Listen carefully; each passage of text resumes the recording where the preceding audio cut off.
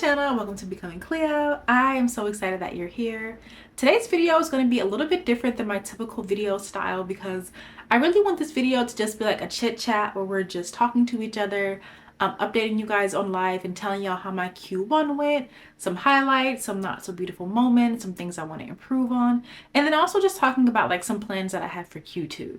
So I want this to be more of like a chit chat, sit down, podcast style kind of vibe. So if you guys like this format and how I'm doing this video, let me know because I would definitely love to do more like this in the future. But until then, let's get right into it.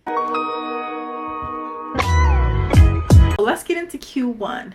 So I feel like Q1 had definitely caught me as a surprise in the most like beautiful way. So if you guys don't know, I currently live in San Diego, California, and I have been living here for 4 years. Now, I don't really count my first 2 years out here because, you know, the pandemic and all. I really wasn't outside and I really wasn't putting myself out there because I was inside and trying to remain safe. So like I did not leave the house. I did not travel or anything for 2020 or 2021, just like a lot of y'all may not have. Anyway, in 2022, I was like, okay, the pandemic is not over, but it's better. Like I feel safer and I'm tired of being in the house. So at that point, I had really tried to like make friends. I was doing Bumble BFF, but like Bumble BFF is pretty much like any other dating app. Well, okay, if you don't know, Bumble BFF is like, it's like a dating app where you meet friends. So it's like the whole swiping, the messaging, the meeting up, getting to know each other. And I have been doing that for a while. And it really is one of those things where it's like so many people, like they match with you, then you guys start talking, then it disappears, you start matching with more people to where it really just gets overwhelming. And I've always been one of those people that's like, if I match with someone and we kiki and I feel like I like you and that we're going to be friends, I want to meet up. Like I don't want to stay on the app and chat. Like let's meet up, pick a public place and let's get to know each other and see if we vibe. So through Bumble BFF, I have met like 2 or 3 people, but it either wasn't a good match or it fizzled out. And so by that point, I had really just felt like I didn't think that I would make friends in San Diego. And I also felt like I wouldn't find things that I would like to do with people that I want to hang out with because I just like my experiences, those, I guess these past 2 years haven't been like ideal. And so I really just started to get negative and I found myself wanting to give up on making friends. And I was like, you know what? I'm just going to spend my time here as long as I can and then move and then make friends somewhere else. But in January 24, I ended up going to this vintage farmers market with a few girls, and one of them I really connected with.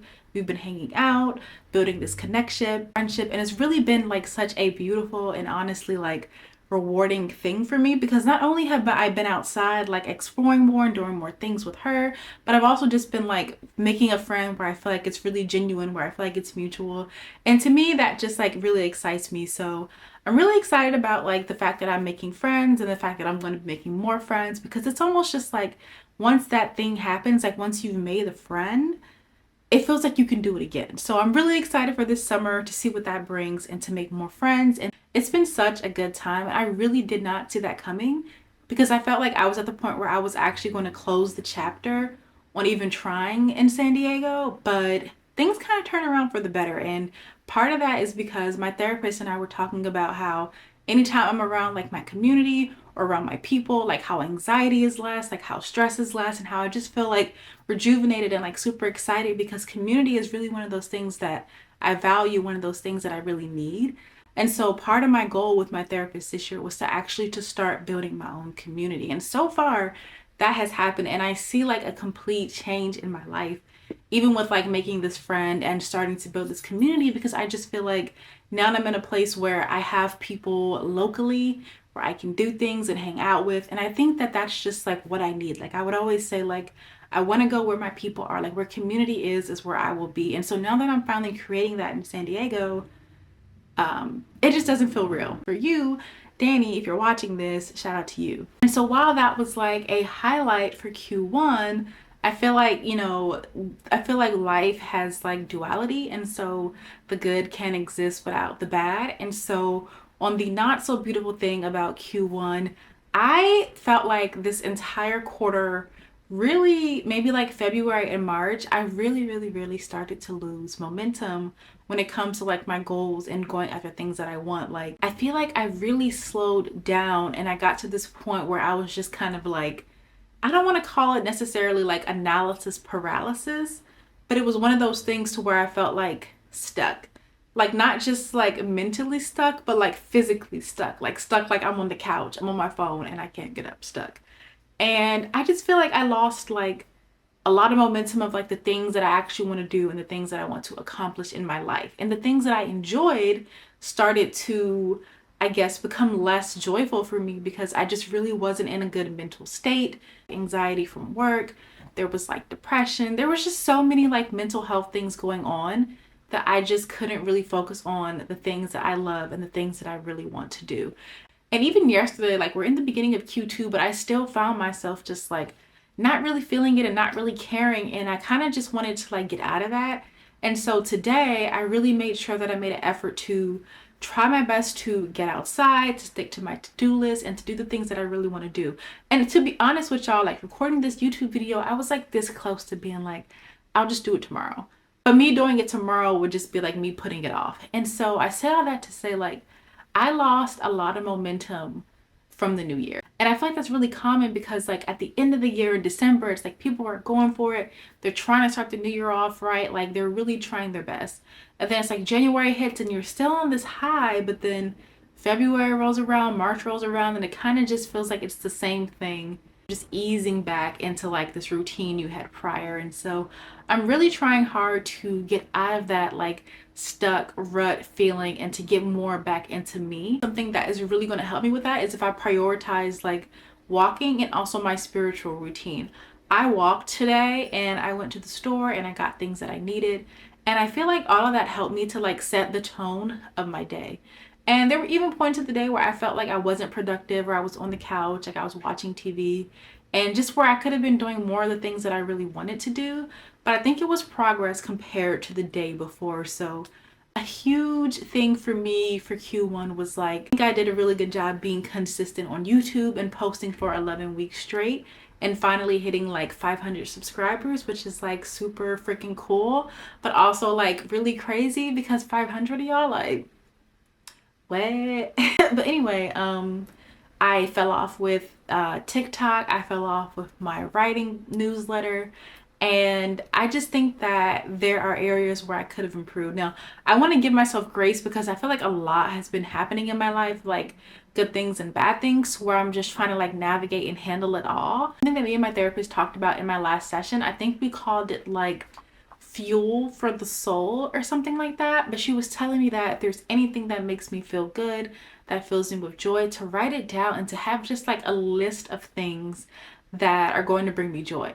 And so I've started working on this list of like all these different ideas. And so the idea is like when you're feeling stuck and when you're in the rut, you have this resource list that you can turn to where you can do some of those things that can kind of give you like a booster or like a pick me up. And so I'm really just trying to make sure that I take time for me and I give myself grace, but that I also like focus and think about the things that I want to accomplish in Q2. So that is kind of like the downside that I had in Q1. Like I said, duality is going to exist, so I'm not upset at the fact that I've been feeling like stuck in the rut.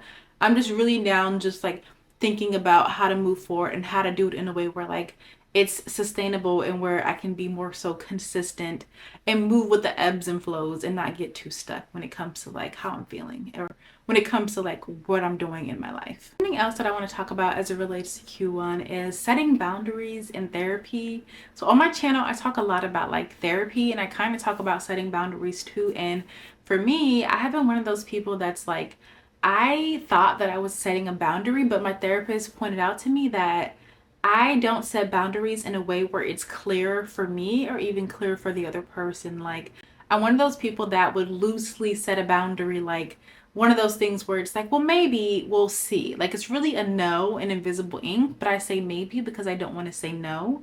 Or it's one of those things where I'm like, let's circle back, to where I like can continue to tell you to circle back because I just don't want to say no.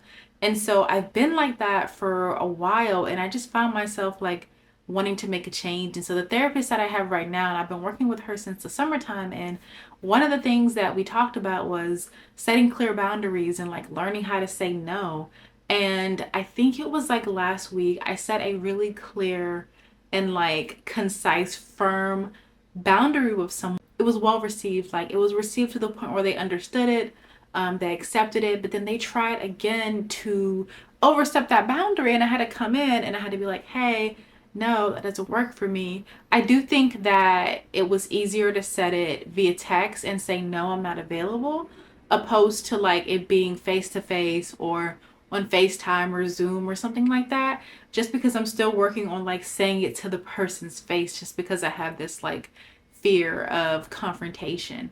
So I set the boundary with this person twice, and I'm going to continue to set it with them because they're definitely one of those people to where it's like, if you even slip up a little bit or give them like a little wiggle room, like one of those, like give them an inch, they take a mile, that's one of those people. And unfortunately, it's not a situation to where I have that much say so or control because of like it's in a professional setting. So, but even in like setting that boundary, I felt so proud of myself, and it was such like a rewarding thing to set it, have it be clear, and have it be received by that person, because that's just not something that I did in the past, and it's just not something that I would have done in the past without this new therapist here. Like, we've really been working hard on it, on using my voice, on finding it and like refining it.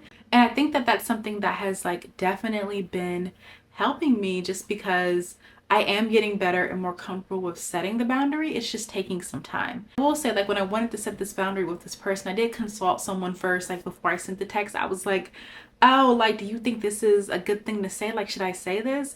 And they took too long to respond, and so like I got nervous and I just sent it anyway. It ended up working out, but even like something like that was me falling back into an old pattern of, you know, seeking outside validation rather than going within. So I feel like I've taken steps in the right direction. I've taken a few steps back, but ultimately, like overall as a whole, I would say I've really been moving forward when it comes to like my growth and my healing and learning how to set boundaries in therapy.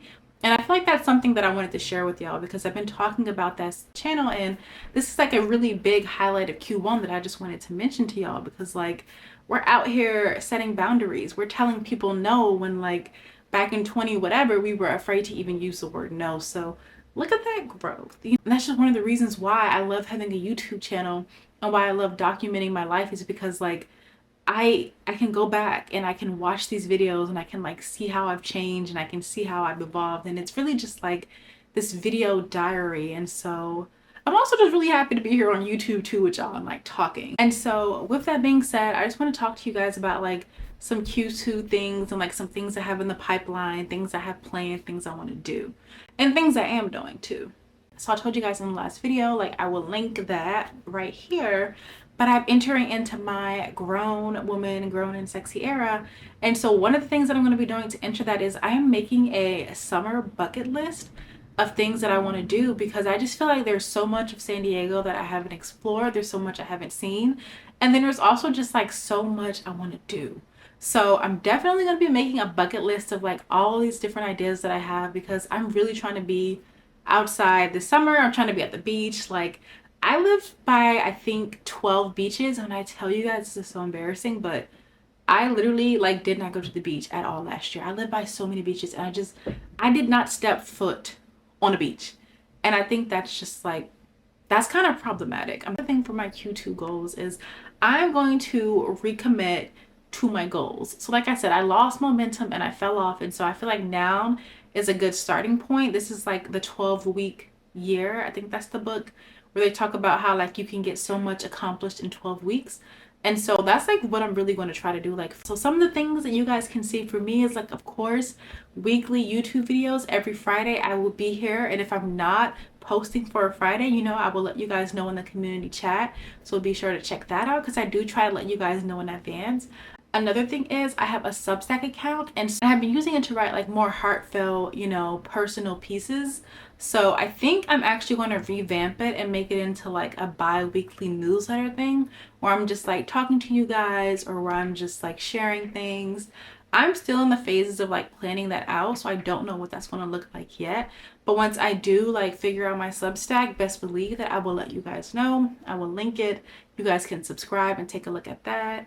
And then also TikTok. Like, I don't know if you guys follow me over there, but I have taken like a huge break from TikTok, because I've been feeling this resistance with posting that I don't really know where it's coming from, but it's been happening, like, I think even since last year, where I've just been feeling like, you know, I don't know what to post, or I don't feel like posting, or it just doesn't feel like a space for me that I can occupy. And so I'm starting to get back into TikTok and posting on there more, so make sure you guys go check that out. Yeah, I think those are like some of the goals that I have so far. Like, since Q2 just started, I feel like I'm a little bit, I won't say behind, but I haven't necessarily figured out all of the goals that I have yet. But just know there are going to be some fun and exciting things coming down the pipeline. Q2, I'm feeling a lot more hopeful. I'm feeling better, and I'm feeling like I can recommit to my goals. Other than that, I just really wanted this video to be like an informal sit down chit chat, stream of consciousness kind of vibe, podcast style. So let me know if you guys were like into this video, or let me know if I was rapping, like if I was talking too much, let me know. But I do just want to like come on here and like chat with y'all for a little bit. So I thank y'all so much for watching. Like, I would love to know, like, what are some of your takeaways, some of your highlights from Q1, some things that you've learned, and then what do you have in store for Q2? Like, I would love to engage with you guys in the comments, so please feel free to share anything that you have going on or anything coming up for you, because I'd love to know it. And I also would just love to like talk to y'all and to support you as best as I can. And so with that being said, thank you guys so much for watching. Be sure to connect with me across all socials at Becoming Cleo. And don't forget to like, comment, share, and subscribe. And I'll see you guys in the next video.